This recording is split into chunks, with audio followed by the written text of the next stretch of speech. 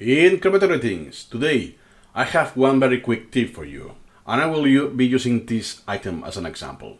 Let's say that you're using a template with different image components. Here I have one large component and two little components. What happens is that for whatever reason, I don't remember, I have the image in one little image component, but I want to be at the first large image component. The question is how I can actually do that, the quickest way to do it. Well, first I will do it and then I will explain why and how. I'm using my default item template. So I select the large image component, I delete the component, I'll modify only this element, and I reapply the template. As you can see, it's very quick.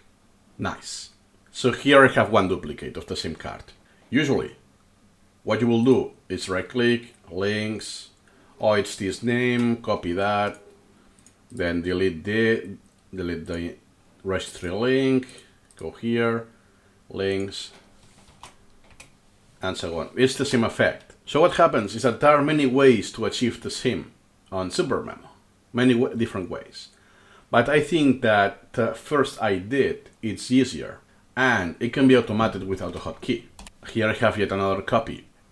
I can use Ctrl-T to navigate through the components, and here I have my components. It's on my second image component, and I want that image to be at the first image component.